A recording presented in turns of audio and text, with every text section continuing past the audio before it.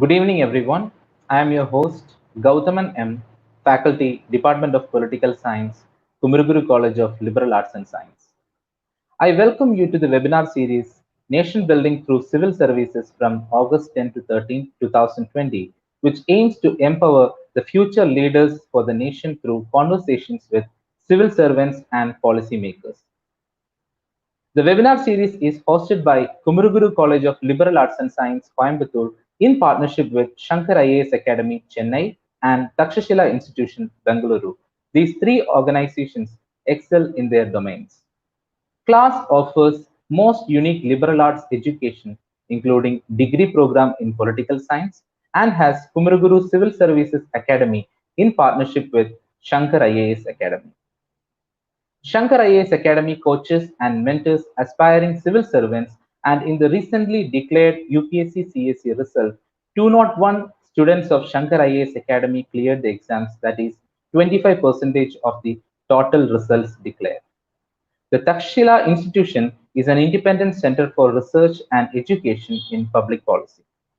We are happy to present the sixth talk in this webinar series, Walk the Path of Your IPS Dream.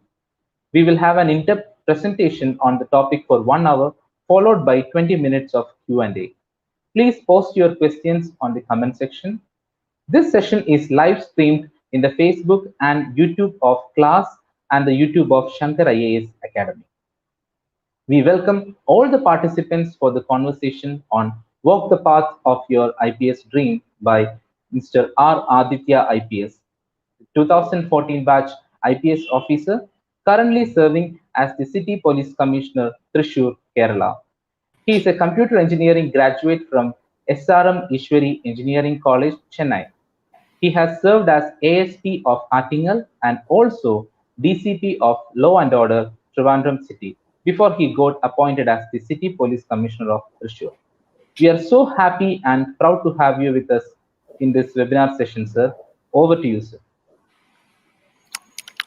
A very good evening to all. Feels great to be a part of this webinar series. I'm here to talk to you about my experiences during the preparation as well as the current challenges and the path of your IPS dream and what you can expect out of a career in the services as well as in the Indian Police Service. Before I begin with, let me just introduce myself. Currently, as he introduced, I'm currently posted as Commissioner of Police in Thrissur city in Kerala. And I'm from the 2014 batch. I did my preparations during the year of 2013, 12, 13 and gave my exam in 13.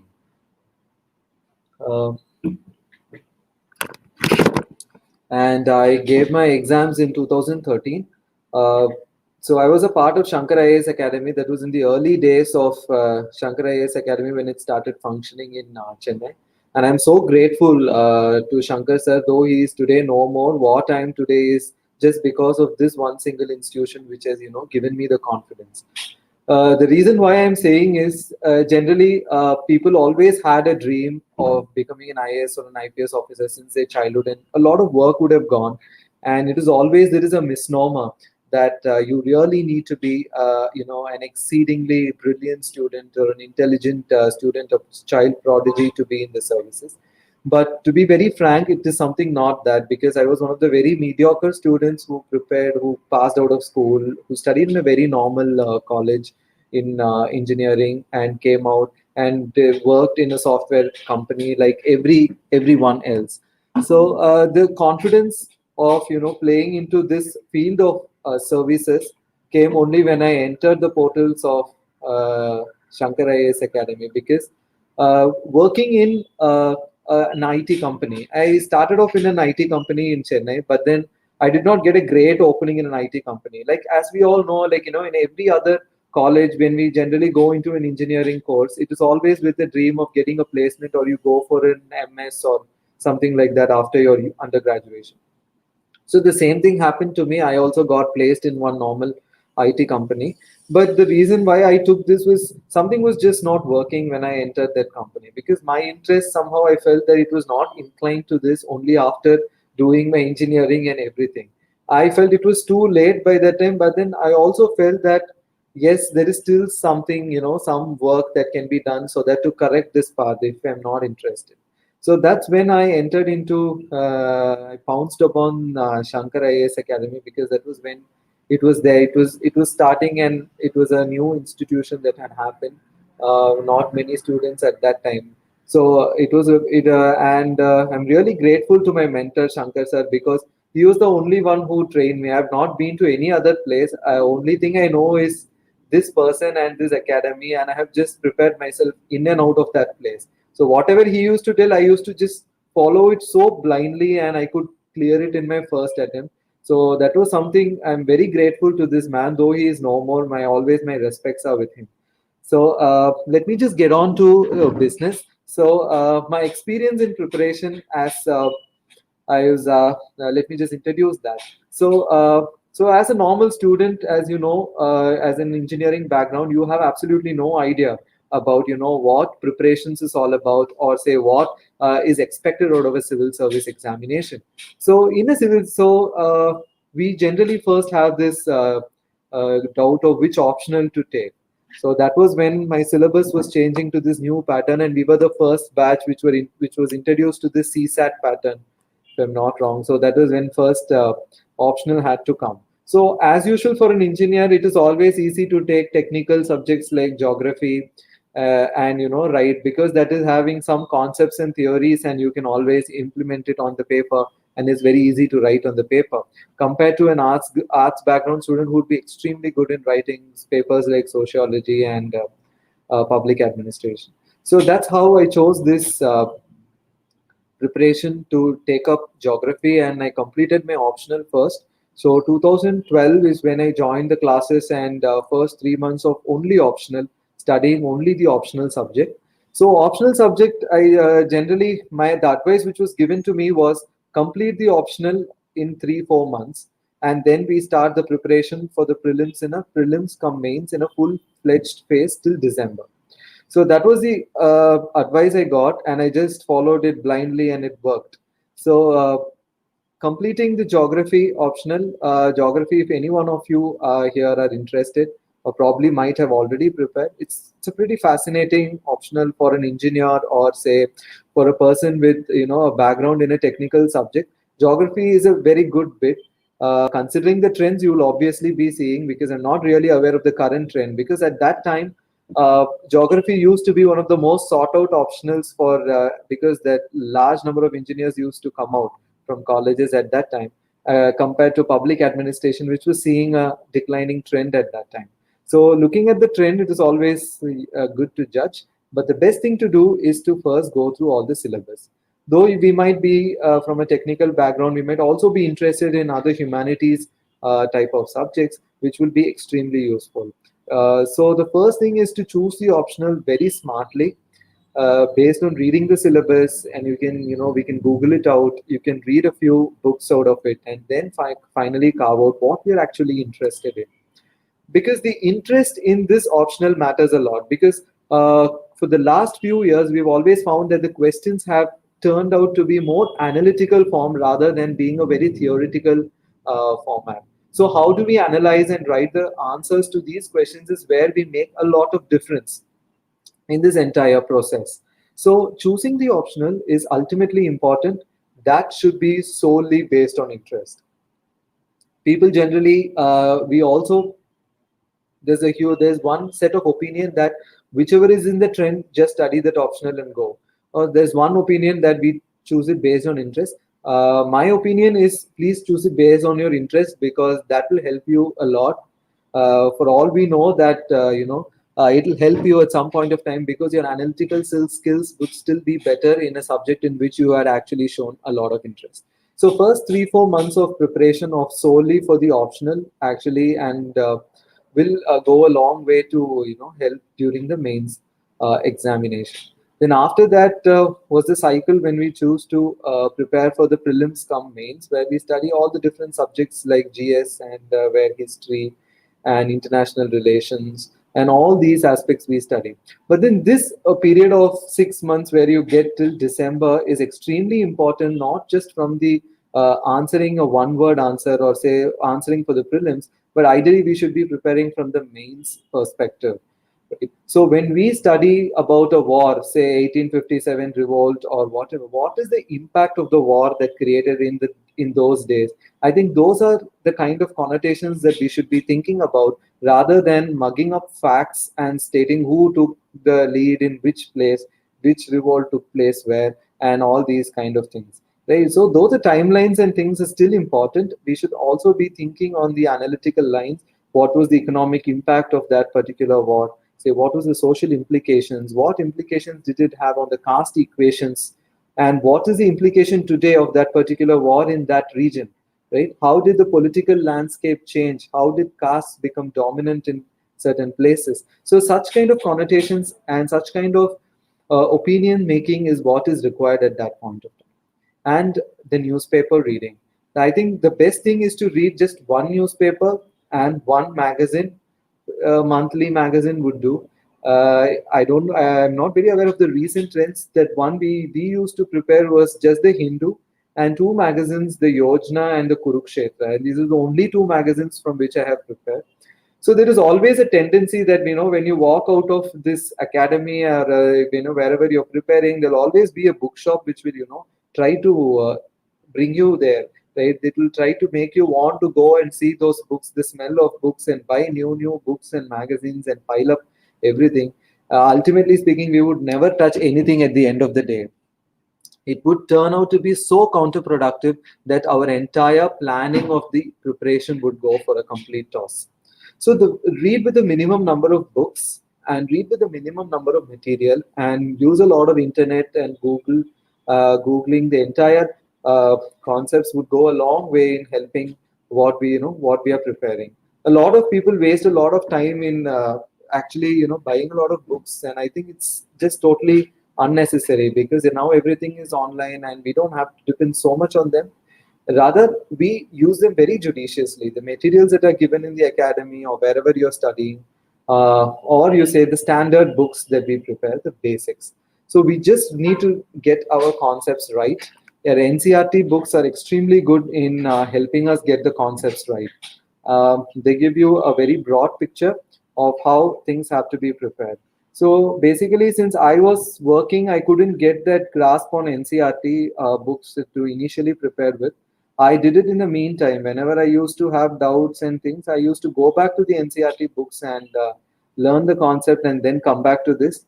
But now that we have all this Wikipedia, Google, and NCRT books are all available online, it actually makes our work much more easier.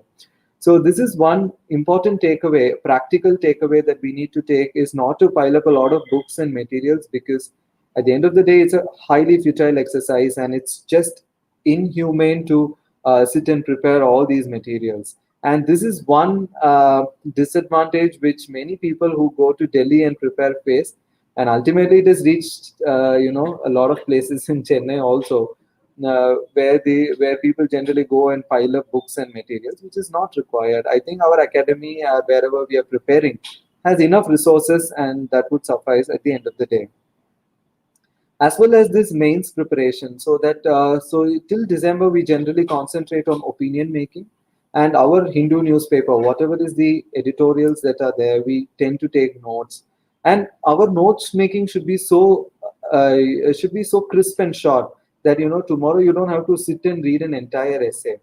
So one advice which Shankar sir gave me, which I always keep in my mind, is whenever we read this Yojna, Kurukshetra, or say your editorial, I used to just write only 2 lines about that entire activity, just 2 to 3 lines. So I used to maintain a 5-subject notebook, which he told, and one would be for national, one used to be for international news, one would be for environment, one used to be solely for science and technology, and one used to be for miscellaneous things like social issues and things like that. So this is how I used to divide that 5-page notebook, and I still have that notebook with me.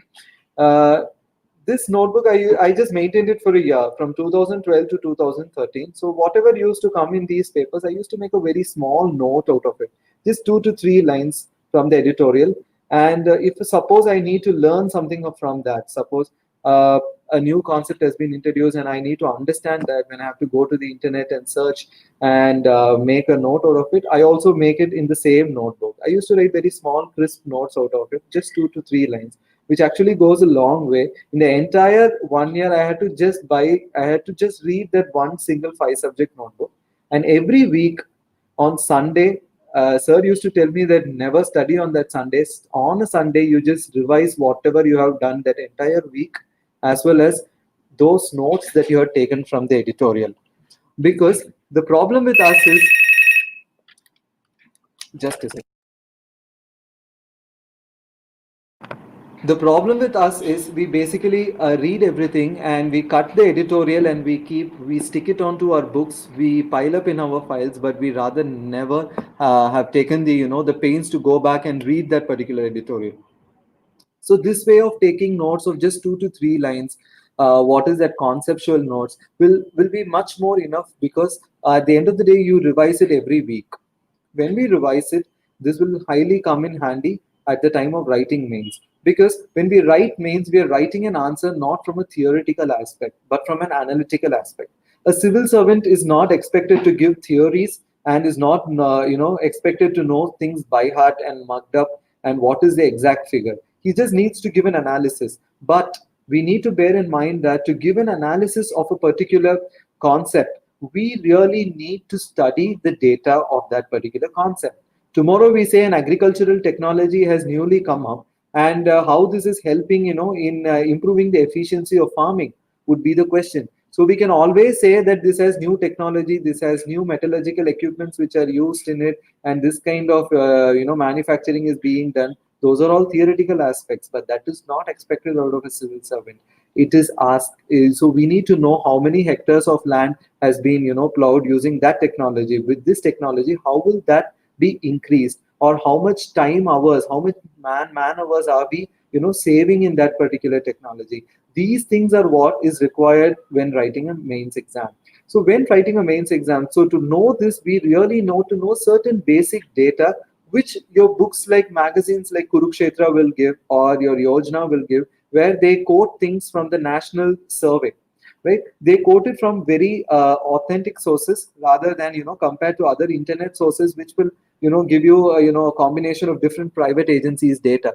So these kind of things will highly become handy. Noting of such kind of data will help you at some place while writing the mains exam. That has been my personal experience with mains, because this 5 subject notebook that you maintain, as well as some amount of data that you collect from this thing, based on which you can make a vague analysis. So you can also, while writing your essays, you can use all these data, because that will certainly help you write an essay, because we will be able to quote facts and figures, and that will give much more authenticity to what our essay is.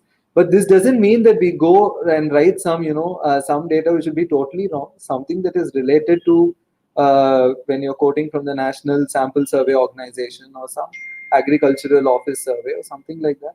That will certainly be helpful in adding more authenticity to our essay.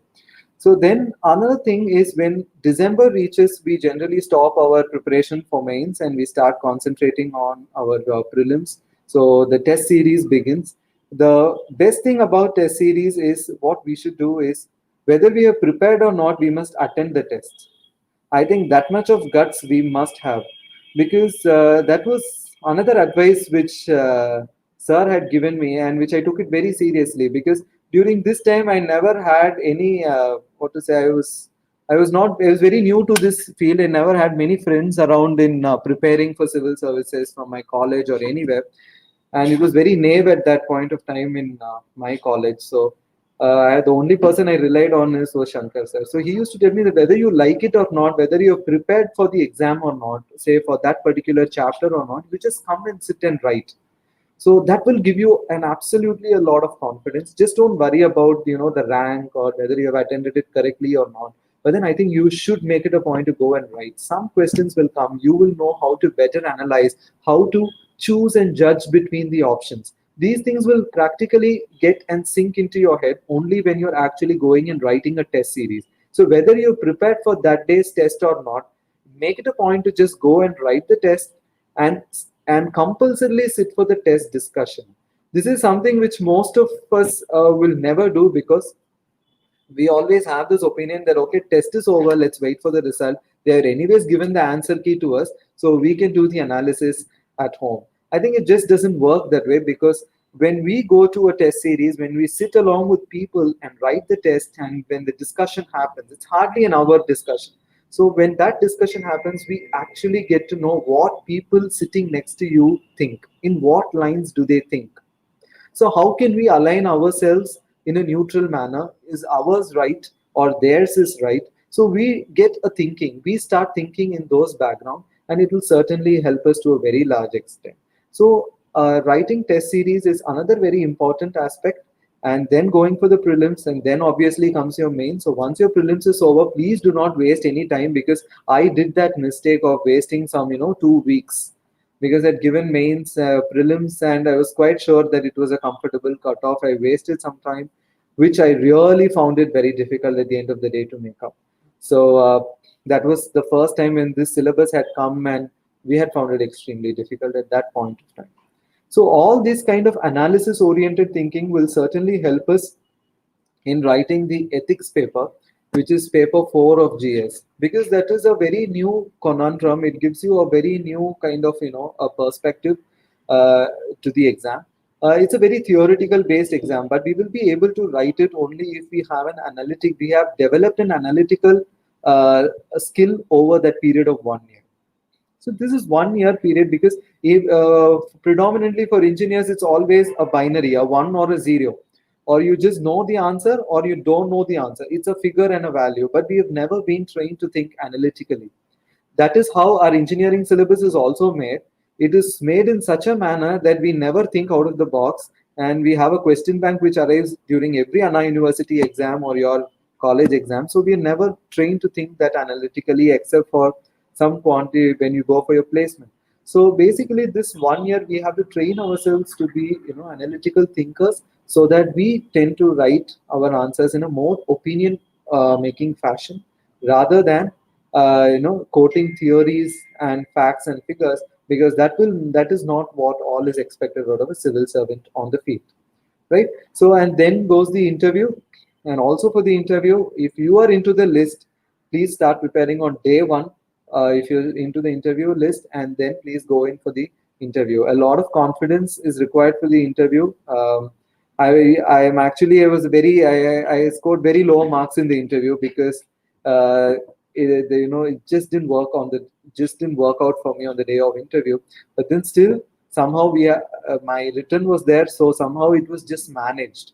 I could manage a rank to get into IPS. So that is how it happened.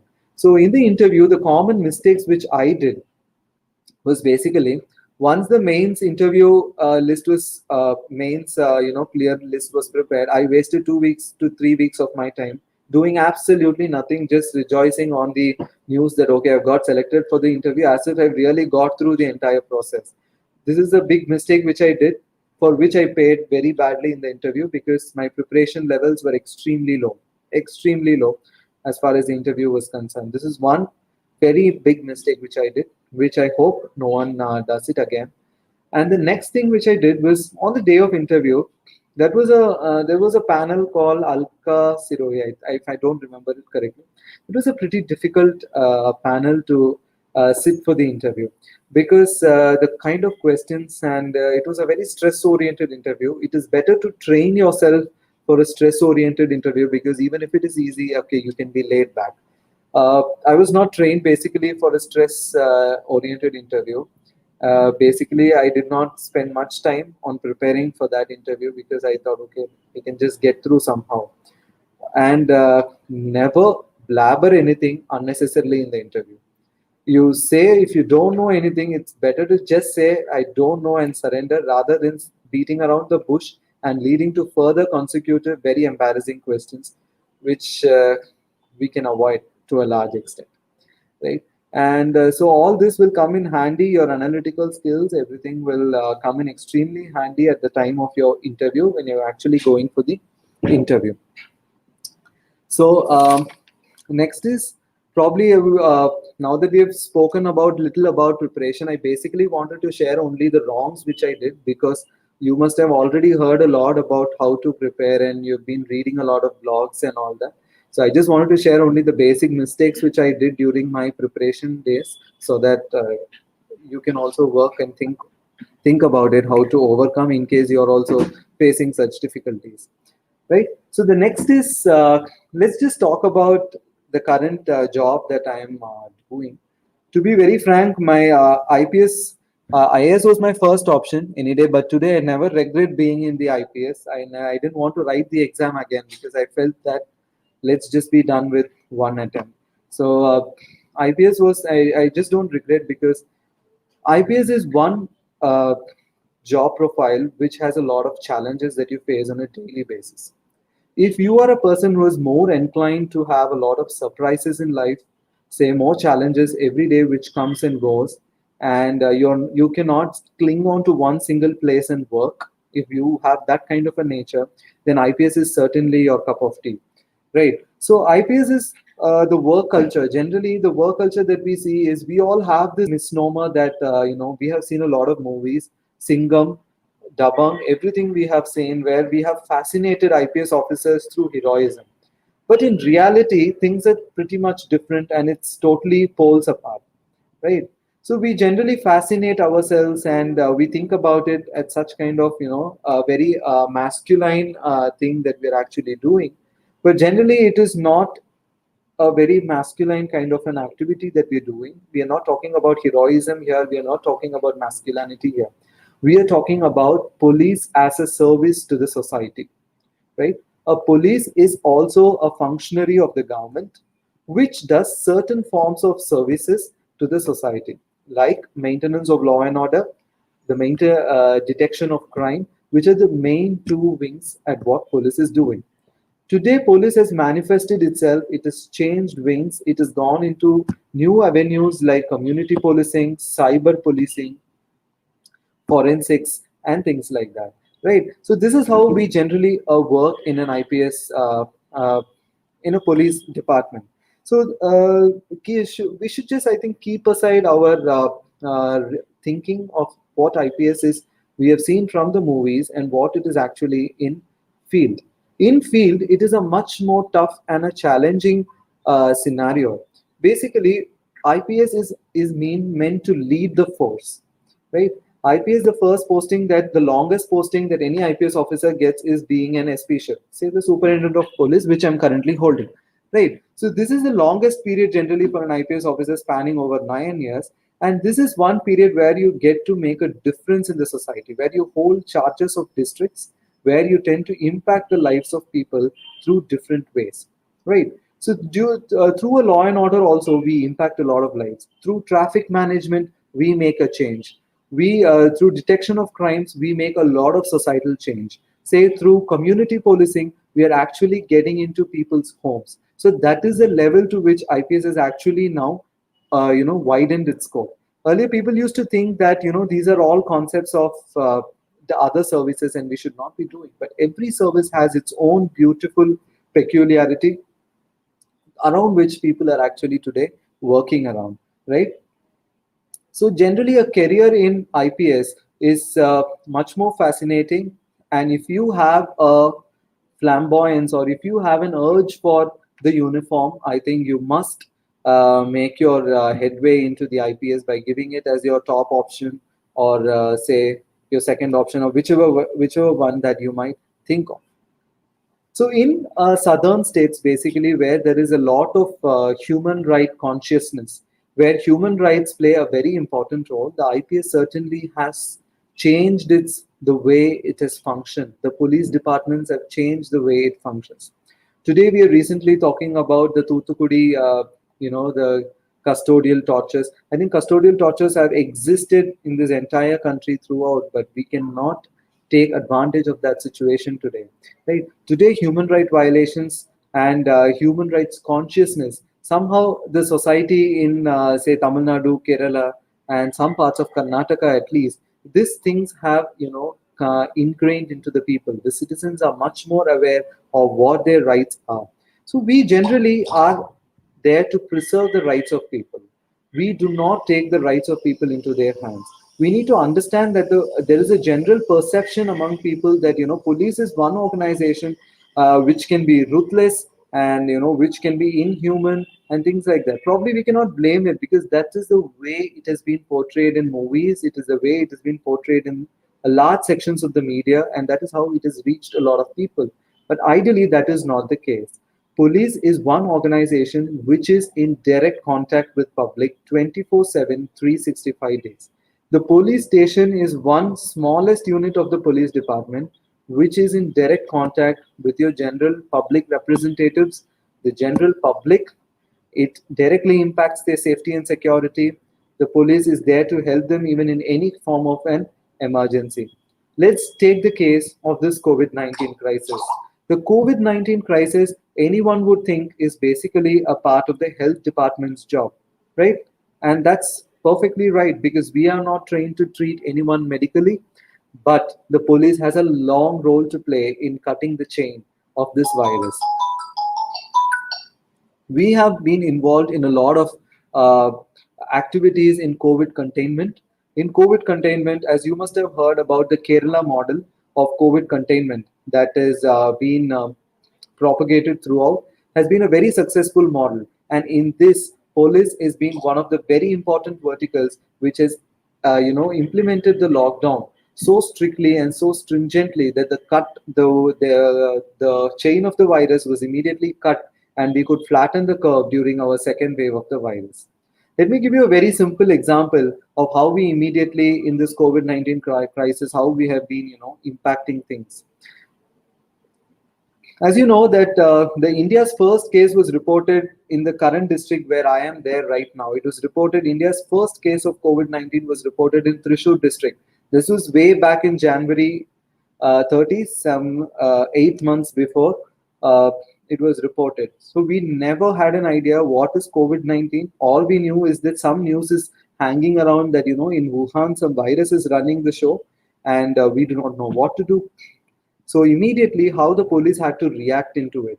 Yes, the health had immediately sprung into action. They had traced contacts, they had quarantined people because we already had the knowledge of implementing the Nipah virus. So we did have some amount of knowledge on how to go about it. But how did police do? Immediately when this COVID crisis came, there was so much of fake news which was circulating throughout the media, so much of defaming of people, shaming of people that was happening throughout, and for personal reasons and everything. So police is the only agency which can act in such kind of a crisis. So this is one small intervention at the initial stage that we had to do before we had, had to take a long set of actions during the lockdown.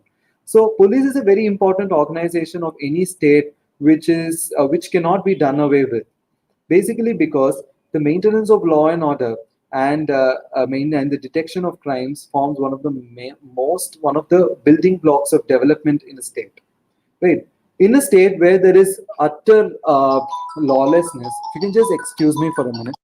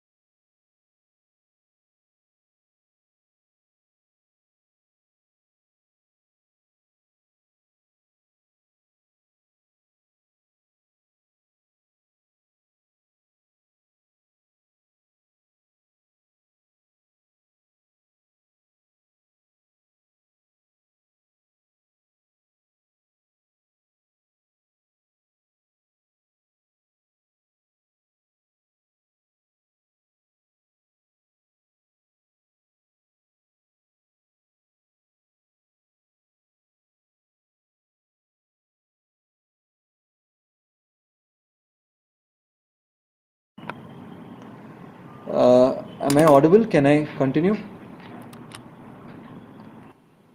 Okay. So what has happened right now is, so in COVID-19 also the police is actually playing a very important role in handling the crisis, because containment zones implementation, everything comes under the purview of police. So police is an inevitable organization today in any state setup, right? But here we are not talking about the concept of a police state.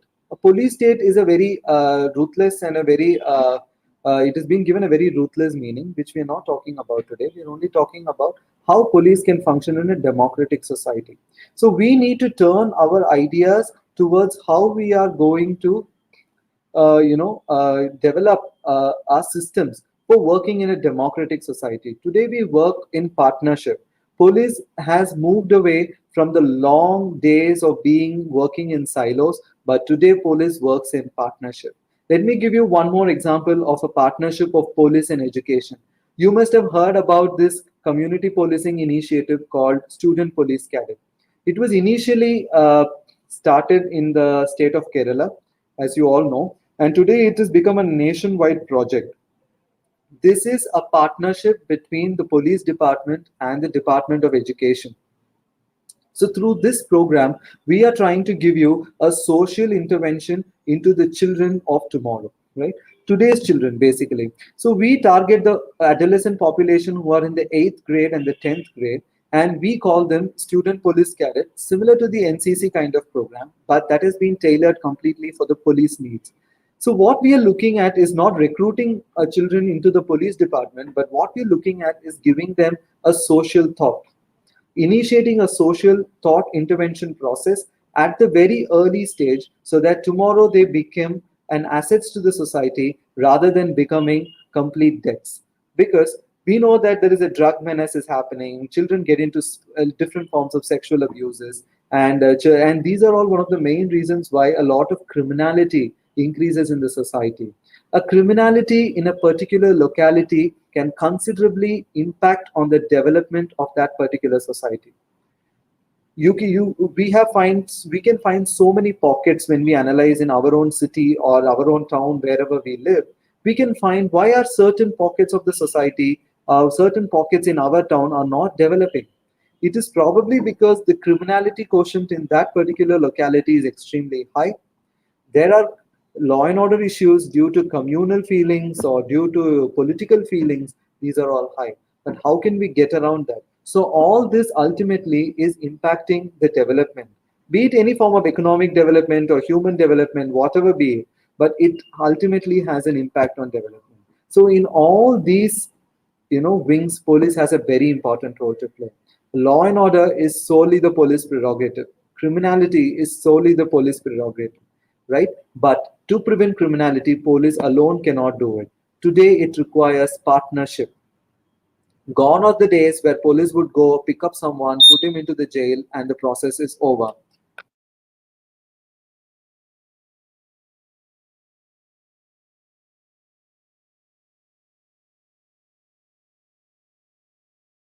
So gone are the days where we can actually sit and ponder over, where we go to some place, immediately go and catch a particular person, bring them and put them in jail, and my job is done. But that's not the way. Police today has become much more democratic. Police works in a lot of partnership. So in all these roles as IPS officers, we play a leadership role. The student police cadet was brought out was a fantastic idea which came out of the minds of an IPS officer who's today an inspector general in Kerala Kadar. Right? There's so many such projects. Today we have one more project which is called as a child-friendly police station. So what do we do? So we generally know that the CRPC or the Criminal Procedure Code very clearly says that no one below the age of 18 or below the age of 18 should be brought to a police station. But why do we generally have a child-friendly space corner in a police station? Right? This is to make the police station much more democratic. We are not here to bring the children, as thieves and as accused, but here we want children to come to the station and see the child-friendly corner, so that tomorrow when they get out of that particular place, they maintain some relationship with the police, so that tomorrow they might become very good informants. They might become better citizens for tomorrow. They analyze the problems better. And that is the only intention with which such things are happening. So where does this role of IPS officers have to play in this is in scheming all this, right? With respect to law and order and crimes, what are we doing? We are all from different aspects of life, right? We are not from humanity. We might be from humanities. We might be from computers. We might be economists. We might be, fashion technologists or anyone for that matter. But then when you enter into the service, you're given some basics of law, the basics of the Indian Penal Code and the Criminal Procedure Code and the Evidence Act. And how do we work around with this? So how do we build around with our little expertise that we get, and it comes through experience that we can get into different organizations like the Central Bureau of Investigation, the National Investigation Agency, apart from what is being there in your particular state. So these are different things where IPS officers, as generalists, can play a larger role in community building. So generally, I think we should come out of the fact enforcing law, but it is also for community building exercises as well. And that is when a lot of wings are there in the police department. And if you are techno savvy people, there is a lot of scope for cyber policing, where crimes are increasing, international crimes, drug mafias which work through cyber network, the dark web offenses which are extremely high, and things like that. So these are some important things that, as IPS officers, where we can make a difference in such kind of fields, we can lead those fields, and our undergraduation and things can come in handy at any point of time. So this is something that I would like to talk. And then, so what is a daily routine of, say, I think an SP shift is superintendent of police is the most fascinating time of the career. So basically, when you are in charge of a district, there's a lot of things that you have to do, be a lot of liaising work that you have to do with the other departments, apart from looking into the station and as well as your welfare of your men. And today, the challenge that IPS officers and other police officers at the top level they face is the visibility issue. Today, you know that media is totally behind you. The media is there everywhere. And how are we going to handle this media? So this is one very important aspect, the challenge that many officers today are facing, because there is a lot of infighting within the media, and you might tomorrow fall a scapegoat to any one of those media houses. So that requires a lot of licensing as well as media handling, which has to be done, and that generally comes through a lot of experience. So these are some of the challenges that we are facing, and the other challenge that we generally face is this is a particular force of people. If you are people oriented, and if you have ideas for your men and women who are in your police force, I think this is a very good job to take over. Because when we are dealing with, now we are dealing throughout the day, not with machines. We are dealing with people, we are dealing with criminals, we are dealing with very poor people from different backgrounds, very rich. We are dealing from different backgrounds and economic status. So we generally have to take a very balanced outlook in whatever decisions that we are taking, because we need to bear in mind that people who come to a police station are people who come with a distress. They are not coming to a police station out of joy. They have some problem when they come to you, and whether you're able to address it or not, that's a different question. But then they come to you at a point of distress. So our mental balance requires a lot of conditioning, which comes with time. Initially, when we are out on the field, we are full of josh, and we need to do this, we need to do that. There's a lot of extremes in opinion which conflict within us. But then these conflicts will make a better conditioning of our thought process, so that tomorrow when a situation is there, we are able to better take a conditioned stand and a very neutral stand. So all these decision making process is a part of the IPS job, and this gives you much more surprises and challenges in every day when you work on an everyday basis. So this I basically, and also some people have asked at different points of time that I have can I specialize in something if at all I take IPS as a career option? Certainly yes, because IPS has a lot of specializations like cyber, forensics, criminology, and things like that, social policing, uh, and things like that, and intelligence. and other fields are always available to specialization. So just because getting into the IPS doesn't stop with dealing with criminals and law and order, but there are also different fields in which you can actually uh, put your career through, where you can actually think on those lines, and you can broaden your perspectives through some post graduation courses and implement the same. And it doesn't mean that when you're in services, you can only be focused on one department. Yes, this would be your mother department, and you can always go into and venture into other departments and work if you have the necessary expertise to work in such kind of departments. So this is basically what an IPS career would give you in reality. It gives you a lot of challenges. It gives you a lot of surprises. It gives you a lot of fame. Certainly, yes, but it all depends on how you handle that particular fame and how you're going to be balanced in taking all those decisions that you're going to have.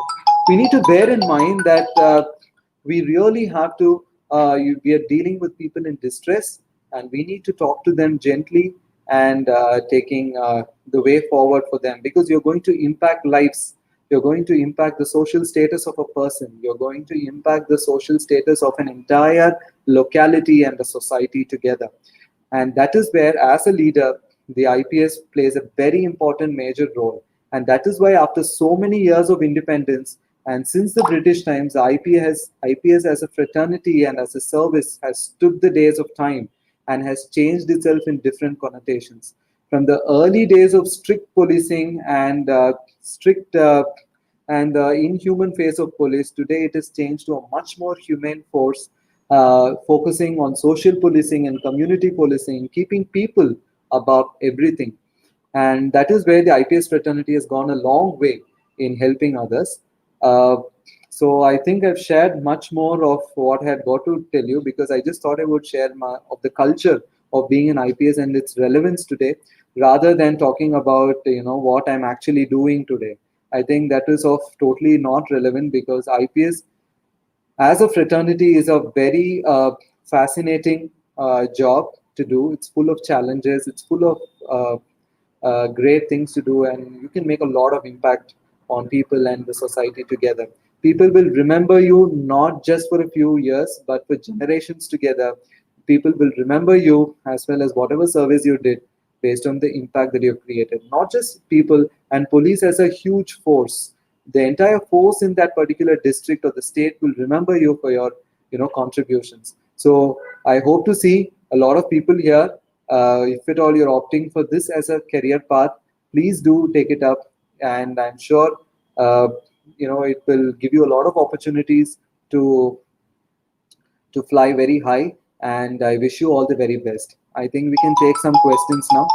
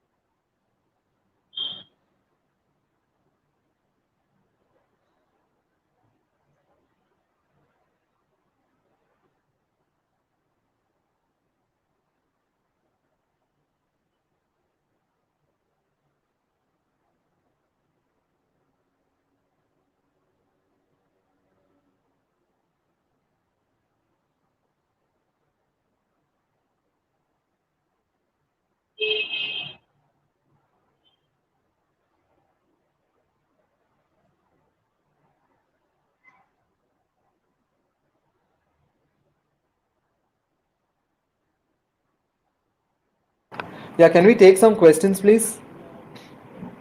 Thank you, sir. Thank you for I that think I wonderful have, session. yeah, Yeah. it is 1 hour now. Yes, sir. Thank you for that wonderful session, sir. You have shared your preparation strategy and also your experiences during your preparation, and now currently when you're working, what are the challenges you are facing, and everything you have explain to us. And also, we have some questions. I think we can take up some questions, sir, now. Sir, as a civil servant, what are the challenges you face in the day-to-day administration? I think you have mentioned about that already, but still, if you have something else to share, you can share, sir. One challenge which I actually forgot to say is the morale of your force that you are leading. You know, you in a district, you are ideally leading a force of 3,000 to 4,000 men who are under you. And for example, in a small state like Kerala, you would be leading around 30,000 to 40,000 men who are under you. So basically, the morale of men to maintain the men and the balance that you strike with them on a daily basis is one of the biggest challenges in the police administration that we face today. You know, we are going through a very bad crisis of COVID, and you know, policemen are posted on duty. They also are, you know, victims of COVID, and obviously they also have families. They also have kids. They have elder people at home. So there is always this concept of fear which is engulfing you at this point of time. So the not just at this point of time, the morale of the force, keeping up the morale of the force is the biggest challenge that you will be facing in a police as an IPS officer is leading a district, because problems are different for different people, right? Some people might play politics behind you. Some people might, you know, have genuine problems. Some people have, you have to address those issues. They want, you know, there will be a lot of issues with transfers and postings and things like that. So these keeping up the morale of the force as a whole, as one contiguous unit, is one of the biggest challenges that we are facing today. Yes, sir. Thank you, sir. Sir, I think you didn't mention about the training academy. I mean, your experiences in your training academy. We have heard that it is a wonderful experience you will get in the police training academy. So, could you please share your experience and the nature of training in the academy, sir? The nature of training, to really hats off to that training thing, because I am one person who has just not moved out of my house in the last 25 years till I actually took this exam. I was a very mediocre student in school. I was not great in sports or anything of that matter. So I was not a very what to say, a very outward kind of a person who used to play outside all the time or things like that. Whenever some opportunity is there, I used to play, and otherwise mostly computers, you know, laptops, movies and things like that most of the time used to go. But then this entire training had actually disciplined my entire life so much that I never even dreamt of, because I've never got up at 5 6 in the morning. I have never you know, had such a disciplined routine in my life, and what is to be done at what point of time. I had never ran so many kilometers in my life or walked so many kilometers before this. So such kind of things are seriously great things that the academy will train you. Basically, the academy trains you to be a very disciplined and a very you know, outspoken individual. So that is what is required for a civil servant, because people learn from you, people look up to you. So you need to really be disciplined in your life so that you have to send a message to them. So this academy, we don't have to worry about, you know, our physique or not, because seeing my physique, no one would even, you know, sometimes so many people have questioned whether I, you know, really belong to the police service. So I'm a very thin person, and we have been able to manage, and the training will seriously push you to break your own barriers. That is something that's really nice about the training, because you would be living in the jungles for 10 days. You will be running a half marathon. You can run even marathons. And, you know, they train you to be so physically and mentally so hard that this academy would, you know, make you better disciplined and punctual individuals at the end of the day. So I think this academy would give you very fascinating opportunities, something that you have never done in your life. You would have never thought of, you know, climbing the tree. You would have never thought of, you know, climbing a wall, or you would have never thought of, you know, living in a jungle for 10 days with, you know, essential supplies without any contact with home. And you would have never thought about bungee jumping or whatever, you know, river rafting. And all these, the academy throws great opportunities for you. It prepares you physically as well as mentally, you know, so that you can take better assignments. I think the academy is one of the most fascinating places. The nature of training, yes, is certainly very tough. And for a person like me who did not have much of a background into, you know, physique and all that, it was certainly very tough. Initial 3 months was extremely tough till I got into the routine. But once that routine I got into it, it was things were much more easier. Okay. Thank you, sir. Thank you for sharing your experiences in the academy, sir. Sir, another one is regarding having cracked the examination in your very first attempt. You have cracked it in your very first attempt. And why do you think people are not able to clear the exam despite many attempts? We have people who are writing for 6 times, 7 times, 5 times. So, what is the reason, sir? What might be the reason? Frankly speaking, it is also there is also a matter of chance which is involved in it.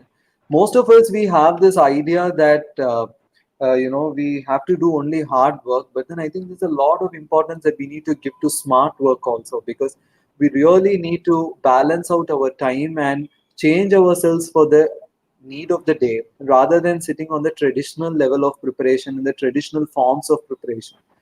A lot of people who have taken many, and I basically learned from a lot of mistakes. As I told you, my mentor had only told me what mistakes he has committed by writing all these attempts. So it is better to learn from someone's mistakes rather than sitting and making the mistake and correcting it for the next attempt. But the cost that you pay is a 2 year interval between making a mistake and then correcting it in the next attempt. So basically, it's better to learn from someone's mistake, because very humbly, I think it's better to learn from that. That will actually save a lot of time and atoms, as well as it's better to think smartly than how to work hard. There is no, this always says, they say that you need to prepare for 12 hours, 14 hours. I think it's absolutely not necessary. My mentor told me prepare only for 6 hours a day. So that is all your human brain can actually capture at any point of time. 6 hours, then in between some classes here and there, and I think your 8 hours of your day is gone in this. And I think that's fair enough to prepare. And the way you prepare smartly, instead of writing long notes and essays in your notebook, we write small, short, crisp points and maintain some points, and we refresh those points every week. Sundays we keep completely only for finishing your backlog and revising what you've done over the week. Such things have actually helped me, and all this I have learned from others' mistakes only.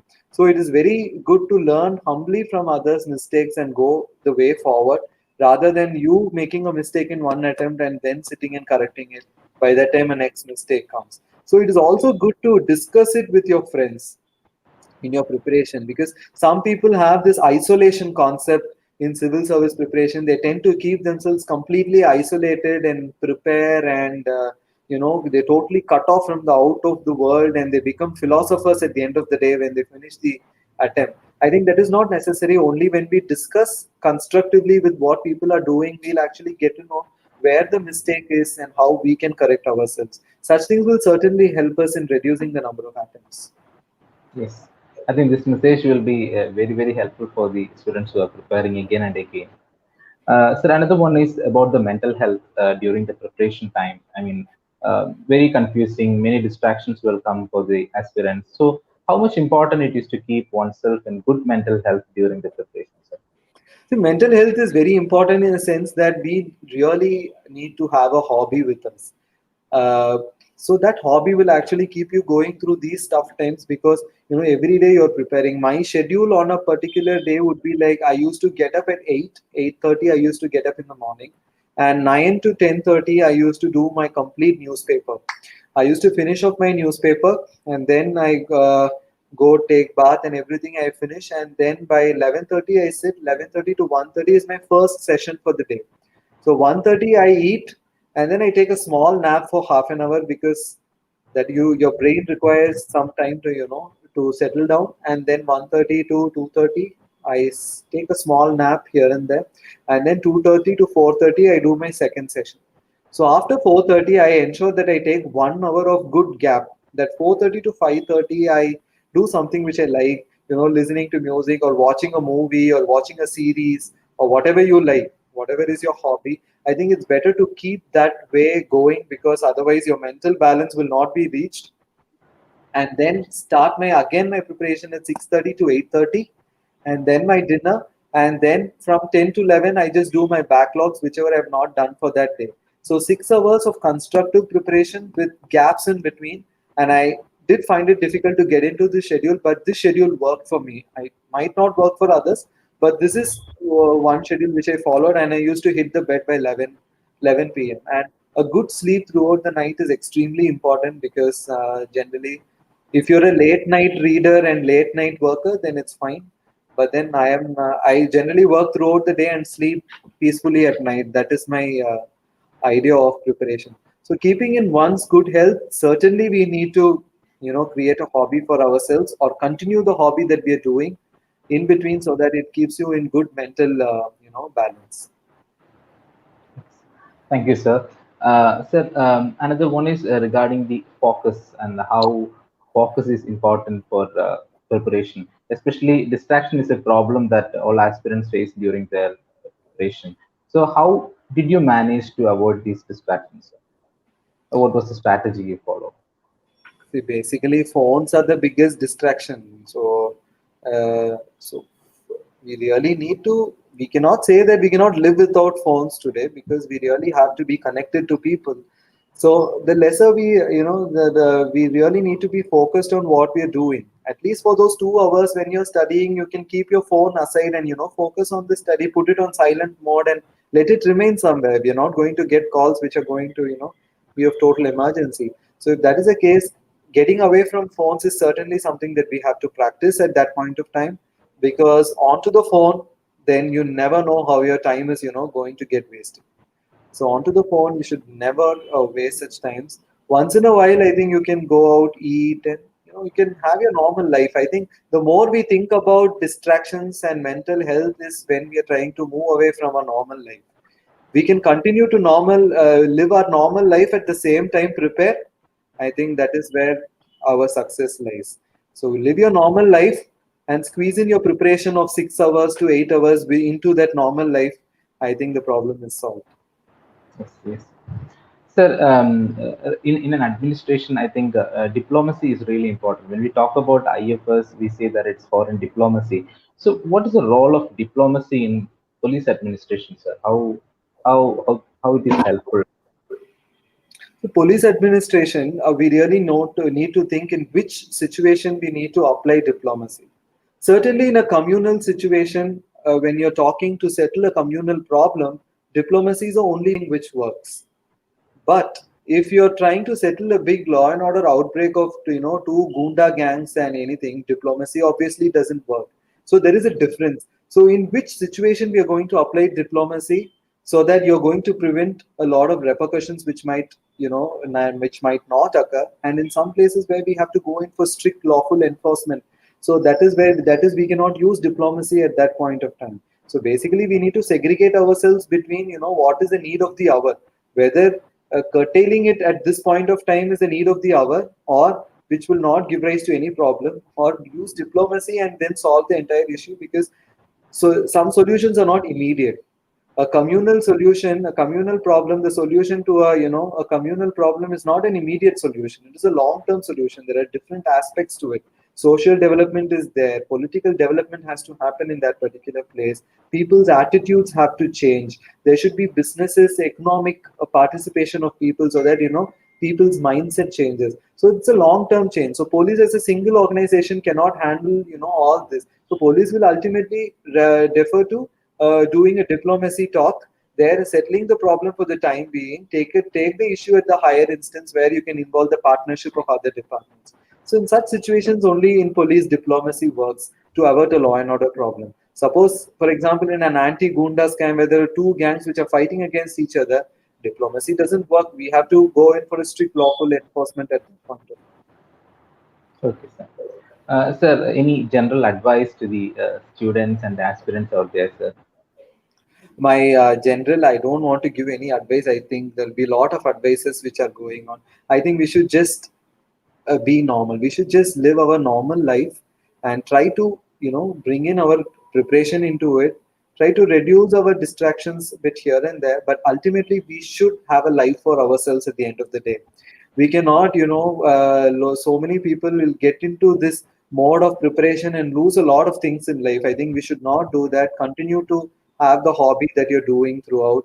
Live your life, go occasionally, go to a movie, go to a nice restaurant, eat, and come back, come back and go to a nice place once in a while. sit, come back, and you can live your normal, practice your hobby, and in the same time you also prepare. So multitasking is something which is very important in civil services, and if it is practiced through preparation, then I think training everything becomes much more easier.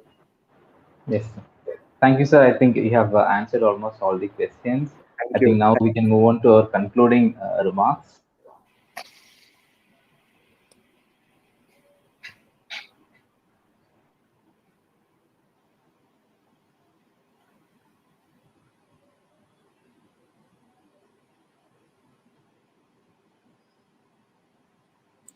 So, Nivedan sir, you are muted, sir. Good evening, sir. Nivedan here from Kumaraguru College of Liberal Arts and Science, Arts and Science, working here as the program lead for Center for Leadership and Development, and also with the Kumaraguru Civil Service Academy. We are partnered with Shankar IAS Academy to train our students studying in our Liberal Arts and Engineering College. First of all, thank you so much for taking your time out in spite of your busy schedule, sir. We know, and thank you so much for that. And it was a very insightful session, sir, indeed. And we also like to thank Mr. Chandru and Shankar IAS Academy, who have been a pillar of support for organizing this session and making this session happen. We also would like to thank Takshashila Institution for being a knowledge partner, and Kumaraguru College, the institutions, for helping us host the event. Last but not least, I would like to thank all the participants who have come here to listen to Aadhithya sir. I hope you might have received a lot of inputs from sir, and it was very inspiring as well as sir. Thank you, sir. Thank you very much for joining us. And tomorrow, the nation building series, we have another 2 sessions from Sindhu Kavi IRS and Geetanjali Indian Forest Service. Hope to see you tomorrow. Until then, it's Nivedan signing off. Thank you so much.